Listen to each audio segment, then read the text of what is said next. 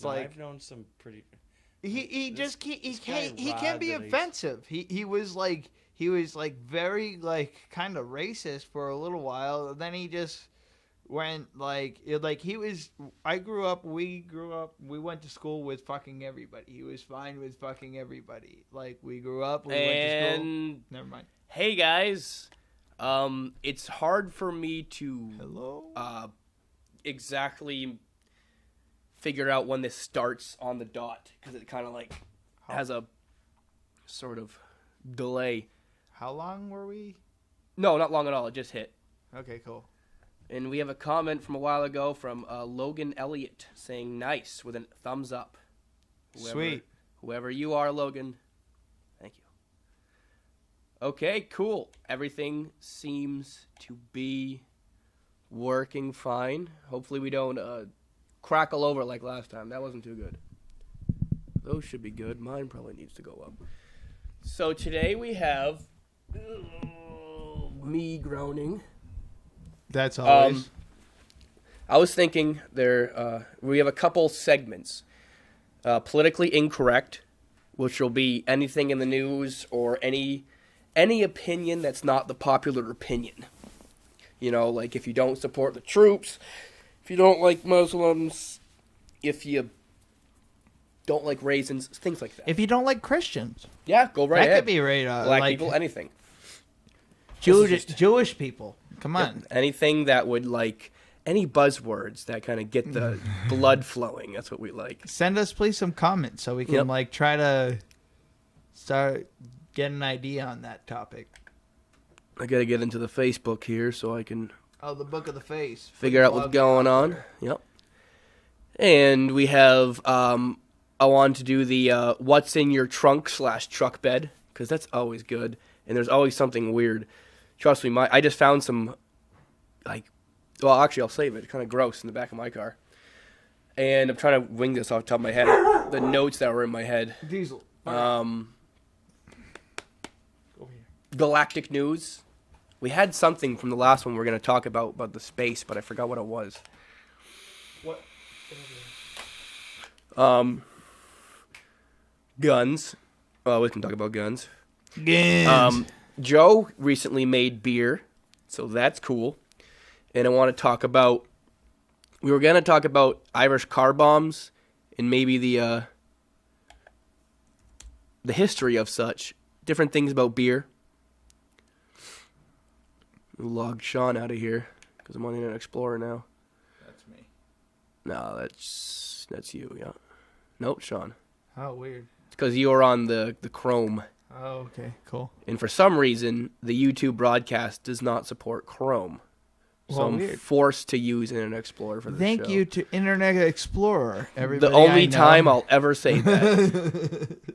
The only time this goddamn thing's ever So, I want to start, why don't we start off what's in the back of your trunk, truck, bed, whatever.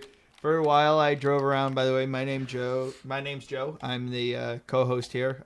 People should have figured that out by now. They should have. If they haven't, then maybe listen longer. Right, exactly, Diesel. Even agrees. Hey! Sorry, everybody. My dog seems to be barking for no apparent reason, and he needs to be dealt with. So, Diesel, come over here. Anyway, I had a truck with multiple things in the back. It's just him.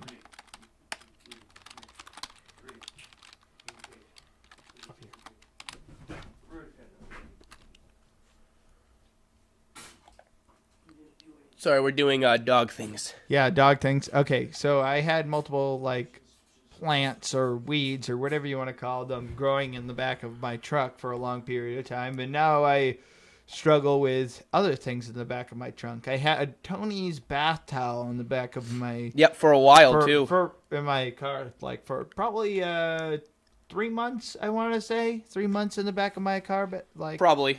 Yeah. Or more, yep. Or more. And I have, I believe a skillet back there. Oh, that skillet still? Yeah, possibly. I think the one you got from my place? Yeah. Yep. A couple empty beers, and then, I don't know, probably something fermenting. I haven't gone into it, but... The fermenting is usually the good one. There's at least 3 or 4 flannels back there as well. Oh, yeah. my truck had, for the longest time, just cinder block pieces. Not cinder blocks, not useful, just pieces of concrete that just kind of accumulated back there. The occasional truck beer. No. I understand you're Italian here. Are you those cinder blocks? Some of the things that you like had left over from giving somebody a brand new pair of cinder block shoes. Yeah. Sometimes or just a person doesn't need a whole cinder block, so you save money by breaking them in half. They're gonna sink anyways. You know, it doesn't need to look pretty as long as they sink. But and there's always the occasional truck beer, which comes in great handy in emergencies. Because I've been out of beer on a weekend, and then you're like, oh my god, the truck beer. Like the tall boy. You gotta if you buy like tall boys, the big, right, that's tall boys. Chuck one in the back and forget about it. Yep, just forget about it. Get drunk that night, you'll completely forget about it. Then when you're out of beer someday, you're gonna remember, and you're gonna thank yourself. I don't know the legalities of having an unopened, well, I guess an unopened beer is not illegal at all, so. No, I mean, it's just as legal as you buying a beer, tossing it in the back, and then taking it out when you get home. So now, what about empty cans in the back? Well, it depends. I mean, as long as it's my whole view on it is, as long as you have, I don't drink and drive. Like I strictly don't. I don't open a beer and drive. I just like I have friends who do it who really don't mind whether they do use nips or whether they drink a beer while they drive. It's just not for me. I'm not going to do it. Like I just don't want to risk it. But anyway, my whole view on it is as long as you're within the hours of dump time and you're within certain mileage from a dump and not, away from your town, like traveling, then I believe you should be able to have some like empty beers in your like car. Yeah, because how else are you supposed to transport your garbage to the dump if you've got empty beer cans, right? And the other thing is if they're in like a Tide plastic bag and stuff. Yeah, like it's that. clearly like you're not drinking them. Like it's clearly trash, other than or recyclables. Like I'm not digging into my trash can and drinking the swill out of the cans. You're not. Not just I think I've been 16, 17, and just like not going to the garbage but like going around my room like, oh, is there a sip left? If I combine enough beers, it'll make one full beer. Oh yeah, done that. It's kind of like carpet picking for weed, but beer. Yeah. If you have a bunch of empty liquor bottles, just kind of like sip the rest of them. I have not like done that, but like I did do back when I was younger. We were in my buddy's room, my buddy Ian's place, and we had just a bunch of liquor bottles because we would break into his parents' like liquor cabinet, like classic story. 15, 16 years old, 14, 15, 16. 3 years of doing this. They must have went through a lot of liquor now. But, they just keep replenishing it, not even knowing. It's weird. We don't drink, but the booze is gone. They would like put like a pencil line on it. Yep. To like make sure, and we would erase the pencil line and then lower it. Yep. We wouldn't like waste our time in watering it down. I did the water because my mom knew immediately. Yeah. Yep. No, somebody who drinks alcohol knows that. No, there's water in this. Like, yeah, it was like the JD bottle I kept like because I'd like sip it, like I would drink it and then put water in it, and then drink that and then put water in that, so that it was just like water. It was basically just water. I remember Ian, my friend Ryan, Jared, and I poured just a bunch of the liquor into like a vitamin water, like the XXX vitamin water bottle. Yep. There was no more vitamin water in it, but we just mixed all the liquor together until we had like a full bottle of liquor, and it was mystery liquor. And that shit, I'll tell you what, put hair on your chest immediately. Mystery liquor. Literally, I sprung 2 hairs out of my chest. Literally, they're the only ones that are still there. For a party, I used to like take little bits of each one and just like separate. I had a bunch of these Snapple glass bottles and put a little bit in one, put a little bit of something else in this one, put a little bit of something else in this one. So I have a ton of these bottles with just like maybe a shot each, just to give it out. Oh, being young and stealing liquor. It was easier to get weed than liquor.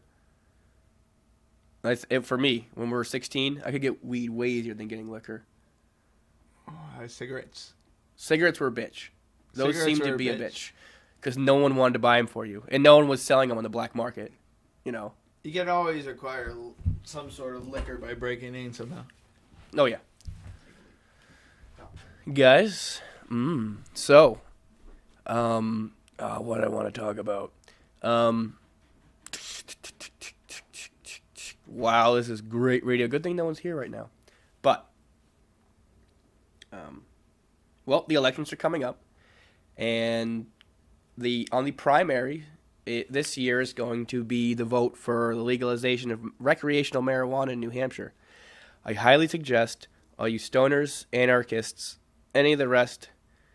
I'm a hypocrite because I'm not gonna vote for anything just because I'm too strict, staunch of an anarchist.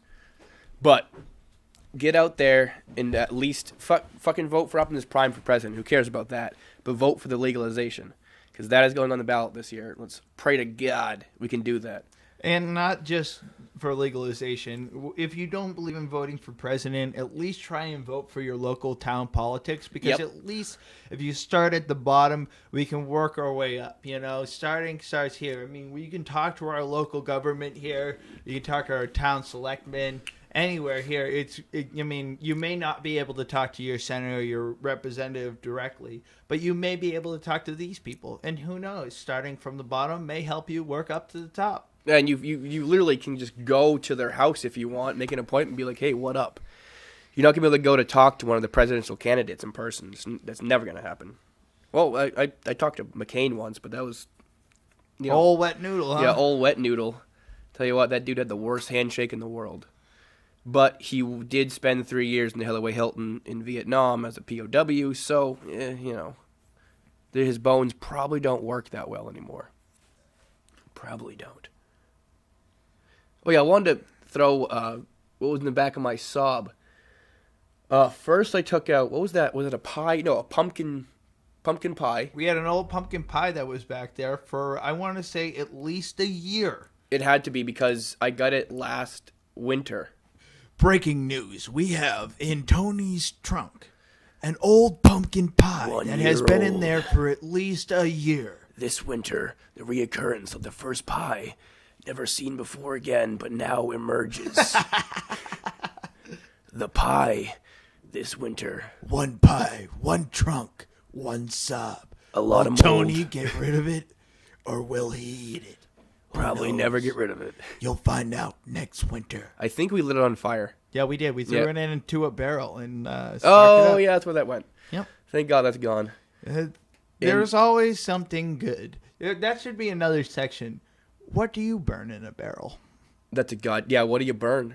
Do you burn barrel fires? Do you burn outdoor fire, brush fire? I mean, I understand some people live out in the wood. Some people live in like places where you can't have a barrel fire. But there's nothing more soothing than just a barrel fire. It is. It's sweet. The hobo fire is fucking great. And literally, it keeps you warm outside, and you can, just kind of clean up, just kind of the, spare brush around or...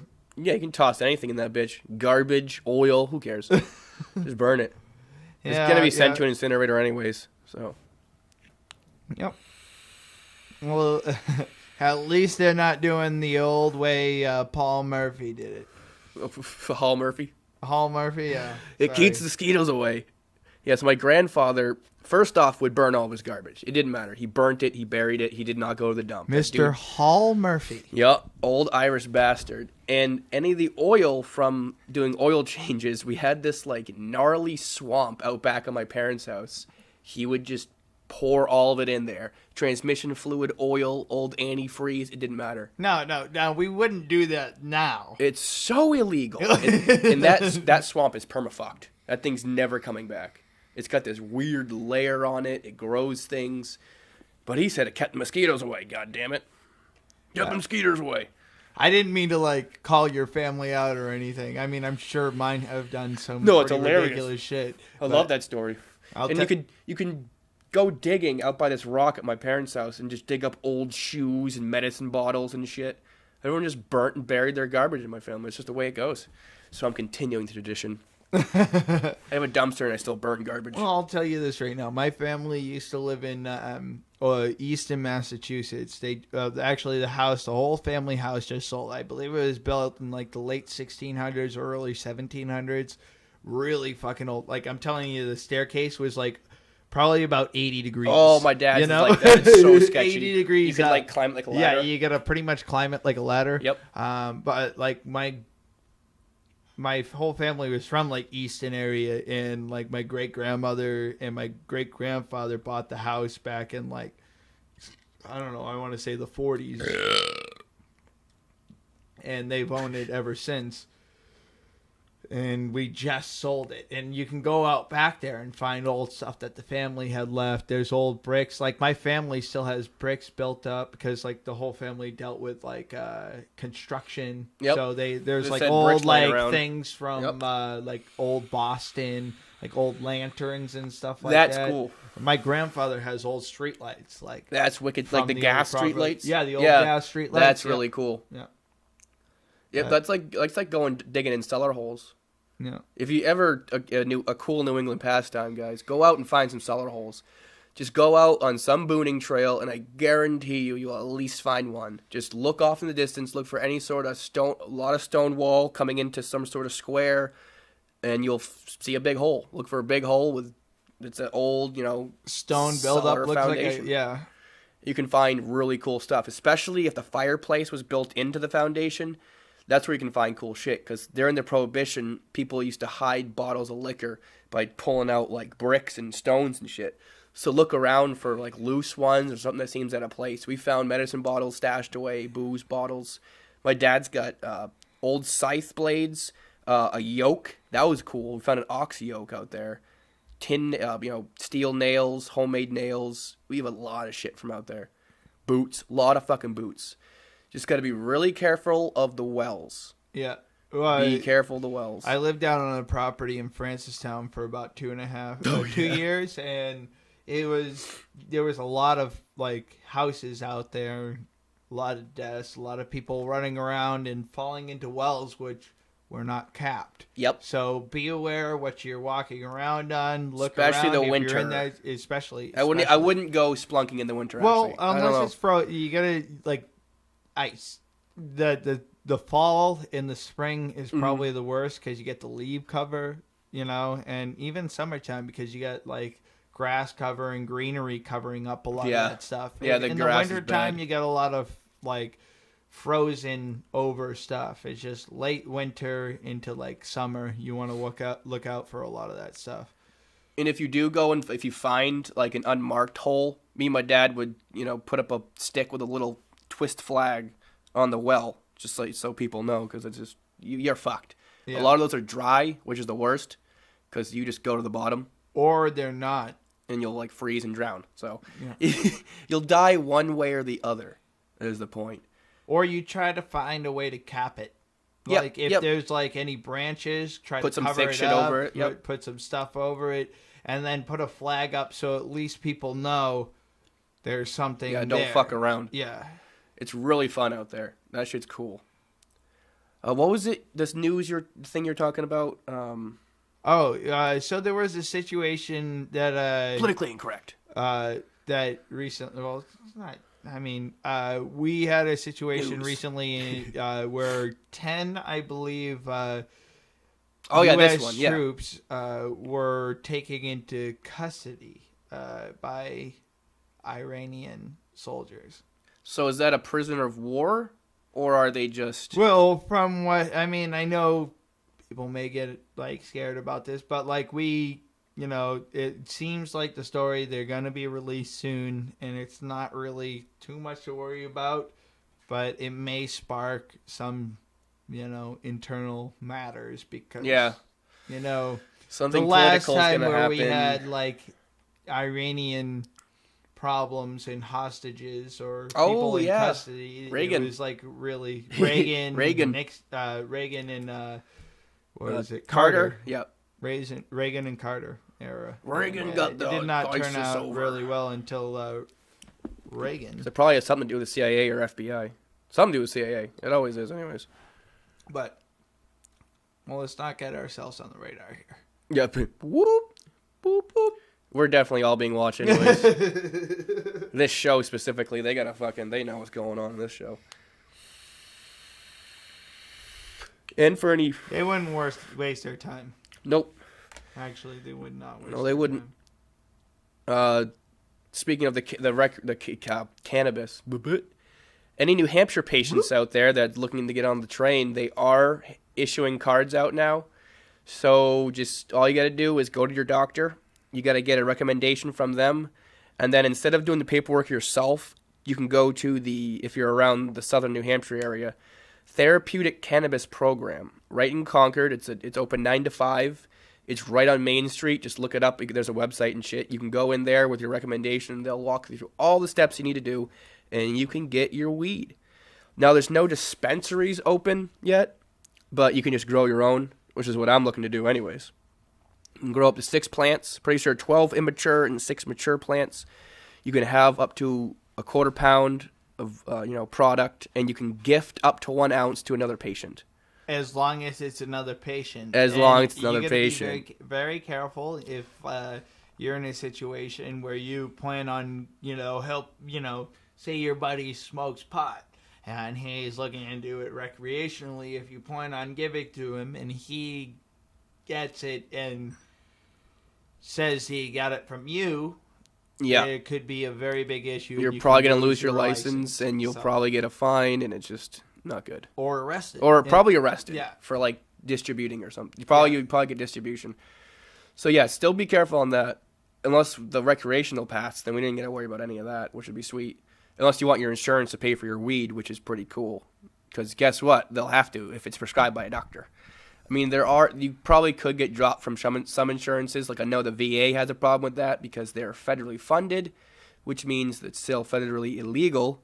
So it's still illegal according to them, which is retarded. But they'll prescribe you Oxycontin up the yin-yang, and not give a shit about that. Yes. But it's, I have family members which have gone through, intensive, knee surgeries, and, they go through pain every day. And, I can't speak for recently, but I know in the past, for a long time, family members of mine were on painkillers for that kind of thing, and it helped them out for to go through their daily tasks. They weren't taking it to get high or anything. They were taking it to literally subside the pain, so you can move. Yeah, so we can move. I mean, I'm not saying that's for everybody, and just pot's not for everybody. Yeah, because there are pains that pot will not touch, post-op, post-surgery. I don't care how much hash oil you eat, you're going to be in pain. So there is a time and a place for these medications. Post-up hospice care, that's huge. If I'm in hospice, just put a fucking I got to put a word out for my right mother. My mother has been working in hospice for probably the past, I want to say 10 years, 10, 11 years at least. And before that, she's been a nurse long before that. Yep. But hospice helps people as they are edging towards the next plane. Whatever you may think that it means, or whether, they're dying. Yeah. And whether to ease them into dying, opiates really help that out for subsiding pain and sometimes uncertainty. And you're dying anyways, so... it's not like you're going to worry about getting the person addicted. Yeah, because, yeah. Shoot me right up. I don't give a fuck. Just pump me full of fentanyl at that point. I mean, I'm not saying, yeah. Well, that's pretty much what they do. If you're close, you got a beer, bro? No. No. This is my last one. Sean, you got a beer I can grab? Yeah, it's in the room next to the bathroom. So we're here, rocking it live. Yeah. Any comments out there? We're looking for anybody to help us out. Throw us a text at 603-831-2965. That's Tony's phone. We can throw in some comments there if you have any ideas or anything. But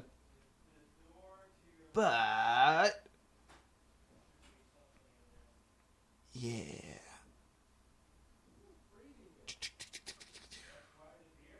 Well, thank you for being back with us. I mean, it's been a while since we've been live. We've been trying to get back on for quite some time. It's just we've been having a little lack of time dealing with personal things, but we are back here now, and we want to try to set up a schedule now where we can get back on here live. And now that the equipment and program and all that's worked out, it makes things a hell of a lot easier than trying to fuck with this stuff every time. Yeah, and we just mainly need to work out when we can get over here and do stuff. Yep. See which days kind of work out for the best. Today, oddly enough, Tuesday worked. Yep. The roads are they're not really that bad. As long as you don't turn fast, you're fine. And there's no one driving around right now. It's nice. So, give a shout out to Mama McDonough's. They're having a beer tasting by the Woodstock Brewery today. Woodstock Inn Brewery, out Which of I've New never Hampshire had. and Vermont, and they're also having beer pong and stuff like that to 6:30 to 8:30, I believe. And that's right on Depot Street in Hillsborough, right next to Tukey Mills, right off the intersection. There will be it's a right, correct? If you're coming from the stoplights by the McDonald's. Yep, the slight right. Oh, from the McDonald's. Yep, take the right, go forward, and just follow that road down, and you'll see it right there at the next four-way. Yep. You've never had Woodstock? Never had Woodstock. You've never had the pig's ear? Oh, that's Pig's Ear? Okay, I've had Pig's Ear, yep. Oh, yeah. I didn't know that was Woodstock. Yeah, I got to give a shout out here. Well, we got to give a shout out here. The Woodstock Brewery, they make some pretty good beer, and they'll be right at Mama McDonough's Pub. Yeah, Pig's Ear was the brown ale, right? Yeah. That shit's good. So Really? tell them about the beer you're making. Right now I'm making beer here, and I got a kit, like Christmas. I'm going to do a test batch right now. We got the Brooklyn Brewery Everyday IPA, which I'm very, very excited to see how it turns out. It's bubbling downstairs in the basement right now, and got probably about a month and a half to go till it's ready to drink. Very excited. First time making beer. This will judge and see. Maybe eventually we'll just set up our own brewery. Is that a beer they sell? I believe so. I mean, I think I've heard the Everyday IPA. But yeah, I suggest so. getting the beer brewing. It's pretty cool, and it's actually a lot easier than you would think it is. It takes time. I mean, if you got a spare day or 4 hours to do stuff, you can put together a batch of beer. If you can make mac and cheese, you can pretty much make beer. Yep. Put in a pot, boil, let it bubble. I mean, there's a lot more than that, but that's the simplest way to put it. Oh, I'm gassy. Are you all right? Yeah, I'm wicked gassy. It's this natty ice. Yep. Natural ice. Ice brewed for a naturally smooth taste. 5.9%. Anheuser-Busch. Encore IPA American Wheat by Magic Cat. Very, very good beer. I suggest you pick it up. It's picked it up in Market Basket. I think it was like $14 for a 12-pack, and it came with the IPA Tour, which came with, I believe, Lucky Cat. Lucky Cat, really good. I had that. And that was excellent.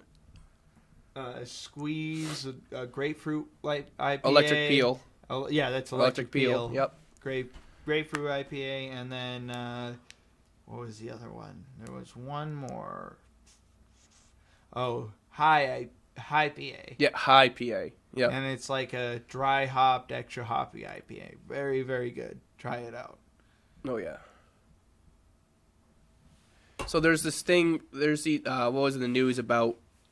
Where's that state with the occupation of the militia? Oh, they left. They left? I believe they left. Okay, what state was that? That was Oregon, I believe. So yeah, so there's Washington, somewhere. There's a dispute where what was it? So these two ranchers had set these wildfires at their own land, which had spread off into federal land, and they said they were doing it to have a fire control, have a fire break, what have you. There's a bunch of reasons why they said they did it, but all in all, there's these two ranchers who had set like 139 acres of federal land on fire twice. And, of course, it costs millions of dollars. Because, well, not millions. It costs a shitload of money because you got to dispatch the fire department, you got to dispatch the heavy fire department, you got to put out a wildfire, then you got to remediate the land, you got to, I mean, in the danger associated with just a wildfire, fuck. I have a rebuttal on that. I heard a couple of responses on that. One, I heard, and I'm not like no, that's why we're doing. That's why we're doing this. This is straight up. I heard that farmers in that area have been doing that since there's been people there doing that, lighting the fires, killing out the land, refreshing that. And it's just their cycle of doing things. And they've been doing it, and those particular farmers have done it hundreds of times. Yep. We're talking hundreds of times. And we haven't heard about it. And there have been wildfires in the area of their farm multiple times before when this has occurred. Why are we hearing about it now? That's the question. Yeah, and like, why is this such a problem now? And I think that's why these militiamen are getting so pissed off and stuff, because they understand that, because they are also a lot of them ranchers in the same situation, following the same path and rituals which ancient farmers did, which work. Yeah, it does. Which it fucking works. It feeds the if ground. It didn't work, they wouldn't fucking do it. So these people are doing these things to help them out and help out the land, which if you light some of these fires, it enriches the soil and helps the growth that stands and helps promote healthy new growth. Sean? The government wants the land. That's the bottom line. Yep. So, like, we're looking at here a situation where farmers have been following their process, which they have been doing, and they're being attacked on this circumstance, which they shouldn't have been in the first place. If they were going to get attacked over it, they should be attacked, years ago when they started doing it. So I guess what I want to know is, because the biggest gripe is a lot of federal land got burned. Was it not federal land before? And if it was, like you said, why is it a big deal now? Yeah. Well, I'm saying, where's the change? Where's the change? Why is it? Did they want money now? Did they recently purchase it somehow? Did the government acquire this land out of nowhere? Because if it was federal land, but they're doing it already, it shouldn't be an issue. It should be business as usual because they know what they're doing. So what happened? I want to know where's the linchpin that doesn't make sense here? Because clearly they're doing what they're doing. The dudes wouldn't light a forest fire without knowing what they're doing. Yeah, I mean, like, these are experienced farmers and ranchers. They're not going to jeopardize their land and their stock by lighting a fire and destroying it. They from what I understood, that's their livelihood. Yeah, that's their livelihood. That's what they own. That's everything that they put in for it. It's years, generations into that. You know, why would they do that? You got to get into it's got to be something political. It has to be something political because all of a sudden they care now that the fire flicked their land. And you can look up you can seriously look up people starting fires. It's huge everywhere. Yeah, it's everywhere, and like a lot of ranchers do it. It happens people a lot out in there, like a lot in California, a lot in other states and stuff. Yep. Like, because you get it before something else gets it. Yeah, where you're if you there, light you a know fire, what you're doing. it's not going to venture over your land because it's already been burnt out. Yep. Fire breaks in Kentucky in the woods. There's a shitload of fire breaks. There'll just be these really wide open, what seemed like roads in between the forest, and it was so if it wouldn't spread from one chunk of the forest to the other. Really simple and good idea. It was pretty cool. They just light a fire, right? No, they just I think it was cut down, but maybe they burned it out. But a controlled burn. Yep, it happens. Like I've actually a cool controlled burn. This is a cool thing I was watching. These Bushmen in Africa, they light up a whole fucking grass field, like massive, huge fire, and then they hide out and wait. They light the fire near there's a watering hole. So then none of the animals have anywhere to hide in the grass, but they have to come to the watering hole. So the Africans just wait. And all these animals come out to the watering hole, and there's no grass to protect them because everything's burnt down. It's a pretty good idea. And then like a week after, whoop, grows right back up. Because all that nutrients Fresher from the plants. than before. Yep, nutrients from the plants. It's its own fertilizer. You've killed any undergrowth weeds that have been choking the land. It spreads seeds everywhere. Because seeds are pretty goddamn resilient. It's just the way it goes, really. You gotta know what you're doing. But clearly, in the news case, these guys did know what they're doing. They've been doing it their whole lives for generations. So why is it the government now cares that they burnt some of their land? And what was the government doing with it anyways? Just owning it? It's like when a kid's not playing with a toy, but another kid takes the toy, then now that first kid wants to play with it again. Yep. That's pretty much what that comes down to, I think. But that's our piece of dirt. You can't have it. That's our trees. You can't have them because I own them. Gross.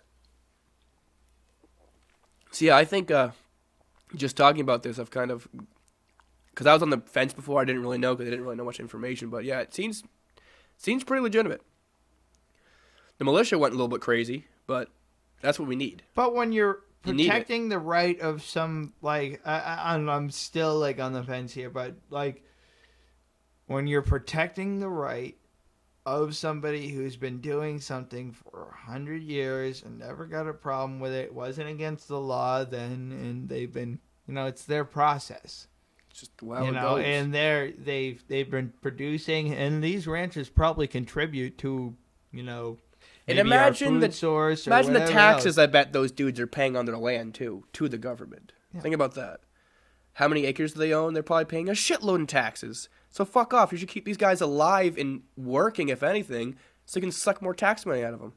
If you're gonna look at it in the government's gross, be a leech, man. Yeah, if you gotta look at it in the gross government's point of view, then there's their incentive. Keep them around and suck the taxes out of them. Because I think this sparked after the first guys in not Oklahoma, where Tennessee, the ranchers that the guy was being taxed. He wasn't paying his federal taxes on his ranch land because he pays his state tax. Then he believes that the government shouldn't have a stipend in his ranching fields, so he just never paid them. And then the government started airlifting his cattle off his land, just stealing his cattle. So this motherfucker said absolutely no. And him and a shitload of ex-military, other ranchers, and a bunch of dudes on horses, like straight up cavalrymen, and they had a standoff with the federal government. It was beautiful. It was one of the most exciting things I've seen because that's the spark. And I think that's what this militia was following, that energy. Like, fuck it. We're going to do something about it. Something's wrong. You got to do something about it. If you sit back and let the government just take over, they're going to fucking take over. And the cool thing in that standoff, where was that? Oklahoma, Tennessee? I can't remember where. Arizona. And I think you're absolutely right. Those dudes did it right. Because guess what? The government backed down. There was no shots fired. There was no deaths. The government left because they're like, oh, shit. Because think about how many government employees or people in the government compared to the population of the fucking United States. We win. We win by sheer numbers. Regardless of the fact that people who are employed by the United States government are also people who are living in the United States, so you also have a conflict, a moral conflict. And a lot of those dudes are probably turned. Whether or not they're conflicted with they're obscured by propaganda clouds. It's just really boils down to that because a lot of people know there's something going on, but like my unit that I used to be in Franklin. I mean, that's the redheaded stepchild. There was 10 of us in the whole unit, but all those redneck motherfuckers. If something happened where the government was the military was doing something against the country, they would rip off their tags, grab their guns, and just fight for us. But it's a small pockets of people who do believe that they'll still do their duty, but if they know something's not right, if they're especially if the government's military is turning on the citizens themselves. I know a lot of dudes in the military who say, "Fuck you, I'm going to stand up for what I'm supposed to stand up," and that's to defend the country and not attack the country. I mean, like, the Department of Education recently, I think a year or two ago, bought like 500 million rounds. Why does the Department of Education need ammunition? Weird. Wonder where it's actually going to. Well, hopefully, I mean, hopefully it's going to, and we're dealing with school shootings. I'm just saying, if we had... Be cool to go to guards, yeah. Had a guard. It's going right into Homeland Security. It's one of their ways of going around it. Because Homeland Security already buys, like, another ridiculous amount of million rounds. And, again, why does Homeland Security actually need rounds? Don't we have, like, the National Guard? Isn't that what the Homeland Security... Let's compare the two terms. National Guard, Homeland Security. Doesn't it mean exactly the same thing? But one's actually established in a correct manner in, like, 17 fucking or 16. It's the oldest military branch that was ever established, the National Guard. The Minutemen, the original Minutemen. They used to be awesome. You'd go around, they'd set up dams and dikes and bridges and help the community, deliver cots, set up shelters. But now you have a higher National Guard presence overseas than you do active army. That's fucking wrong. That doesn't make any sense at all. I went in the Guard because I wanted to set up shit around your town. We did one mission and we set up cots and brought water to a high school, like set up a little shelter there, but that was it. Everything else was talking about our deployment to Kuwait, or like my buddy Pat was in the Guard. He spent 2.5-3 years in Iraq. I know a lot of people who just went over there, and it doesn't make sense. National Guard. Iraq is not the nation. Like, it's just so in your face hypocrisy. Yeah, Hypocrisy.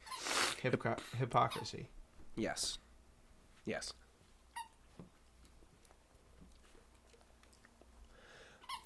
Well, my friends there, we should stop before we go any further. David Bowie. Oh, yeah. Somber day yesterday? Monday. Yeah, yes. Yesterday. Oh, it was Sunday night, so. So Sunday night, good night, sweet prince. That's kind of fucked. It's the only, because normally I do not care if a celebrity dies, because I don't know them. I don't know. I don't know who they are. I've never met them. It's not my thing. Unless you're like fucking Gandhi or something, then yeah. If you've made a huge impact like Michio Kaku or Einstein. I think David Bowie did have that impact on centering, like, okay, this is not really a long shot, but he was the first androgynous gender, if you will, a kind of not girl, not guy. He just did whatever he really felt like. And back in the time when he was doing that, that was a no-go sort of thing. I mean, there's, you had Freddie Mercury, you had Breaking the Law, Rob Halford. Yeah. But Bowie was this, like, because Freddie Mercury, you kind of tell he was gay. We found out Rob was gay. If you didn't know about the chains and leather and assless chaps, you're an Freddie idiot. did anything. Yeah, Freddie did anything he wanted. Same thing with Bowie. Yeah, so Bowie, the way he dressed and the eyeliner and the hair and like the music, he formed a culture. He was one of the front runners in a culture of, I don't care if I'm gonna get judged. I'm gonna do whatever the fuck I want to do, because he could do whatever he wanted because he was so good at what he did. So it didn't matter what he looked like or what he did. His music mind was so out of this world that people still had to pay attention to him, which made the whole country kind of because the biggest arguments is like gay marriage, religion, legalization of drugs is these big key things that show the face of political corruption. Gay marriage being illegal, one of the most obvious politically corrupt things, pot being illegal, obviously politically corrupt. And Bowie started that culture of like, no, yeah, I'm fucking gay. And I'm just gonna do whatever the hell I want. Guy, girl, vampire, dog, maybe not bestiality, but whatever. He doesn't He care doesn't about care. anything. and he's gonna do what he wants. And that was one of the front runners. He Of cared about his creating music. a culture. That's Excellent music, and you know, he loved his wife. He did have kids. Beautiful wife, beautiful kids. You know, and he was a wonderful musician. But he liked to bend the barriers. Yeah. Bend the. Yeah. You know. Yep. You know what? I am this. I am. You know. But Say what you want, doesn't matter. who cares? You know. Just like Rob Halford's one of them. I mean, because who the fuck's gonna say anything to Rob Halford? Yeah, have fun. You get your ass beat and then fucked. So yeah, watch out. And then fuck. And that wouldn't be for pleasure for him. That'd be a pure dominance for Mr. Rob Halford. Like my buddy Zach says, Yep. if I would ever fuck some like a dude, he had a pure dominance. He's not a gay dude, Not one bit. and I'm not against gay people at all. Nope. I don't give a fuck. No, you be what you want to be. Whatever makes you happy. I think whatever makes you happy betters us all. Yep. Literally. It's way So I easier. want you to do what you do as long as it doesn't hurt another human. Yep. You And want to if wear a dress in public? Dude, wear the best dress you fucking can. Yeah, please do. Make sure you look good in it. Yeah. It's funny. There's a great video. Yeah. There's this dude wearing a dress, like very obvious, just a guy wearing a dress. And he's being harassed by this big black dude, like on the side of the road. Like the guy's like, "Oh, fucking blah blah blah blah blah," like push him. The guy in the dress is just like, grabs the black dude, throws him against the bus. Like, "You fucking touch me one more time, you're gonna fucking eat those words." Just walks away. Puts his purse on his shoulder, just struts away. Well, It was like, yes. it's kind of funny. That kind of reminds me of my grandmother there was attempted mug in Massachusetts. My grandmother's tough as fucking nails. I'll tell you that. Which Some side of the dude, family? Ortega, Joan. If I said her real name, she'd slaughter me. But yeah, Yeah, I know how that goes. but she was getting mugged. She was like, somebody tried to grab her purse, and she ripped her purse out of the guy's fucking hands and smacked the dude almost to death with it, and then cursed him out like while she was doing it. You And- stupid fucking. Yeah, and she, Oh, that's good. and then Probably a young guy. He got scared and ran away. And my grandmother told my youngest uncle, bite him. And my uncle goes and bites. So she his had fucking a kid leg. with him. Yeah, yeah. Get him, bite him. And my uncle bites his leg, and my grandmother beats the fucking dude half to death. Like a story my father used to tell me. Oh, that is a good fucking You story. don't mess with Joan; she'll beat you up. That is so funny. I love the good feel stories of criminals being shut down by the most unlikely citizens. My favorite video is the two guys come in to rob this small casino, and immediately you see gunshots coming out of the back. This old geezer, like 70, 80-year-old dude, fucking boom, immediately draws, gets in the stance, shoots both. Like he shoots both. They don't die, but they run out. Boom, holds his weapon. Says, "Grandpa saves the day." That's it. Well, what about So simple. we got this gun issue going around like in the United States. Yeah, I don't But have we enough. got like That's my what? issue. I don't have enough. That's my issue. Yeah, yeah, that is an issue. One thing I want to say: the more gun legislation that goes in or gets proposed, the more guns get sold in the United States. It's actual fact, Yep. and it's like Absolutely. crazy the number. What's of the guns one that on get Black? sold. What was it? Black Friday? Did you say? Black Friday, I believe 80,000 guns Oh, got sold in the gets me United hard. States on Black Friday. But what I was going to say, in Manchester, I believe, New Hampshire, there was a circumstance where an elderly woman around 65 plus years old was about to get mugged. I believe somebody opened her car door, and she felt threatened of her livelihood and her life. So she pulled out her .32 revolver. Fucking I right. believe it was a .32. Boom! and she shot the guy right in the chest. He didn't die. He couldn't get up. He couldn't harm her. He was taken into custody, brought to the police station, or brought to the hospital. The bullet was removed, and then he was brought into Valley Street to jail. Situation handled. Yeah. Simple. So simple. Here's the best way to explain the gun thing. Here's the easiest way I can possibly explain it. You got 10 people, and 2 people have water. Nobody else has water. Those 2 people now control every single thing that's going to happen in that room or in the world, whatever, because you need water. If all 10 people have water, you're now even, and that's that. It's really that fucking simple. If everyone's even, everyone has a firearm. Let's say you're walking down the street, you think about robbing somebody with your pistol. If you know the fact that every house has a fucking gun, you're probably not going to rob that house because you're going to get shot. But if you're in a gun-free zone or a water-free zone, let's say, you have the absolute upper hand. You have the one thing that will equate the other person that does not. It's simple. I don't understand how there's a debate. The biggest thing, like, if you make him illegal, yeah, the law-abiding citizens will turn in their guns. Why the fuck is the meth dealer going to abide by a law when he's already cooking meth?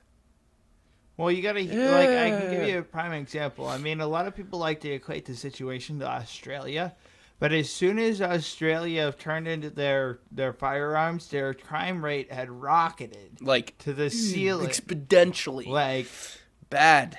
I mean, it was bad before. Yep. Yes. But, like, now the people who are trying to protect themselves from these circumstances are left... Can't. They're left, like, without any protection. Like, yeah, in a perfect world, we wouldn't need to have firearms. But guess what? Life's not fair. Everyone sucks, and the world's fucked up. So, get a gun. It's like I saw, banning guns will stop gun crime. We should make meth illegal, too. I can get anything I possibly want on the black market. If I spend enough time, I can probably find a fucking kidney. I mean, it doesn't matter. And it's all you're doing by making something illegal is putting money into the hands of the cartels and the more of the criminals. That's it. You sell them guns in stores, they can get taxed. Go ahead, tax. Just if you can speak the language of the government, it's money. Just tax it. Tax my ammo, tax my gun. I'll buy it. I don't care. I need it. I'll pay the extra $2 it would cost to tax my ammo, tax my guns, tax just my drugs. Yep, tax. Yeah, I always there are countries out there in the world where like there are pretty much every drug is legal. Yep, Mexico. But Mexico is one of them. And the only there's a huge problem on the border of Mexico and like the United States because the main smuggling point because they don't have such of a problem of drugs there.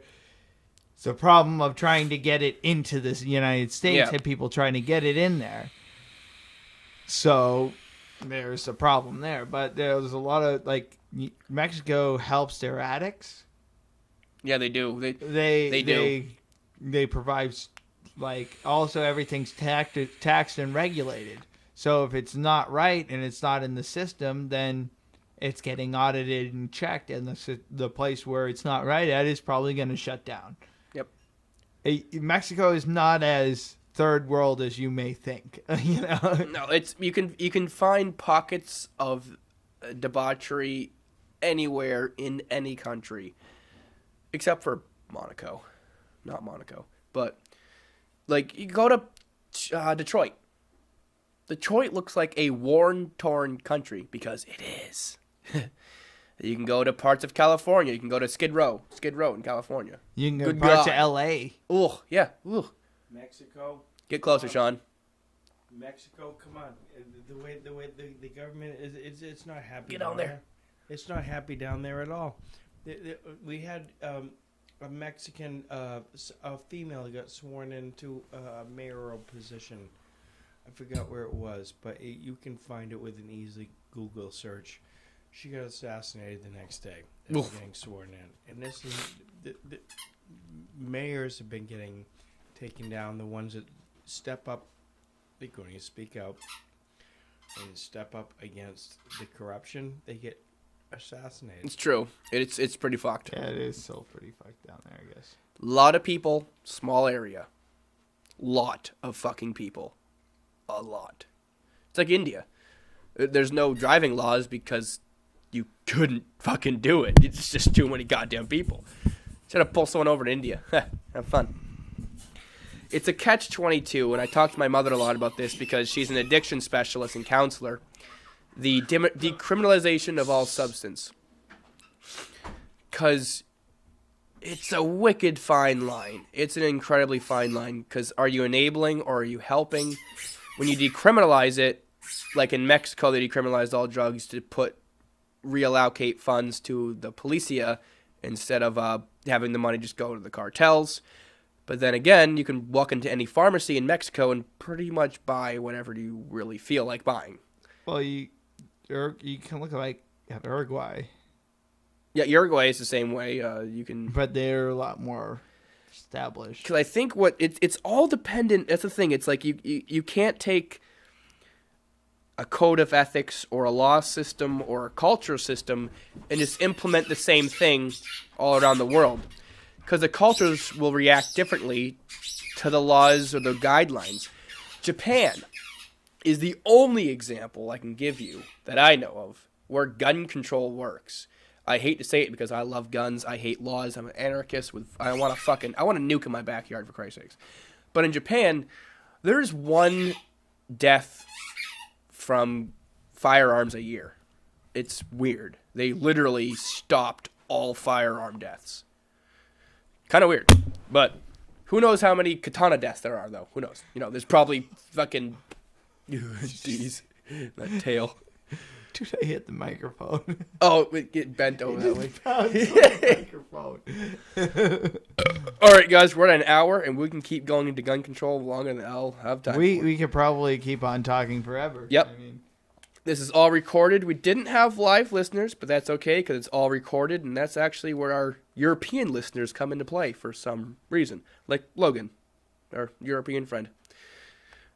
yeah. Und ja, shout out to Europe if you listen to our show. They're probably just making fun of Americans the whole time, but Yeah. Wow. limey fucks. All right. Now look, make fun of the Americans. Got the Americans thinks it's what's going on. All right, so final shouts, my McDonald's. Yeah. I am required by my author, who he sent me. Oh, I can't say what he sent me. Chris Filbert. Chris Filbert. His newest book, Elmer 3, the third part of the Kinless trilogy, The Echoes of Sin. You can buy it right now on Amazon. The paperback is available. The Kindle version will be available February 10th, I do believe. Get on that shit. I own promotional work. I own my life. The dude's amazing. Check out his other stuff. Agent Undead Diary. There's Tesser. There's some weird sci-fi one he wrote, which I gotta get onto that. But I highly suggest Elmer 3, The Echoes of Sin. Incredible. It's like $10 on Amazon. Fucking buy it. Don't be a pussy. And he'll be set up. Go on his Facebook page, Chris Filbert, author page. He's doing a book signing for the new book coming out, local venue. So that'll be cool. You can get an autograph from him, meet him. Good guy, big old fluffy good man. What else we got? The best. The Yes, band, the the show. best. My friends out of Bridgewater, Massachusetts, right outside of Boston. The best reggae. They have a great dub reggae kind of band going on. Really good stuff. They're playing in Nashua this Friday, I believe. I can't remember the exact site that they're playing, but they are playing. If you could look them up on the best reggae or the best booking, or just look up the best on DABEST or no DUBBST. EST, and they're on Facebook. You can check them out. The whole set list are going to be playing in Salem, Massachusetts, and Salem, New Hampshire, and I believe Portsmouth and Nashua. Nashua's this Friday. Go and see them. They're a great band. They're going to be leaving towards the West Coast, moving out there. So, and they're probably going to stick there. Yeah. So this may see be them your last while shot. they're here, because if they come back around, they might have a whole lot more money, and the tickets might be a lot more expensive. So check them out now while you can. Absolutely. So, as always, namaste, bitches. We love you. Namaste.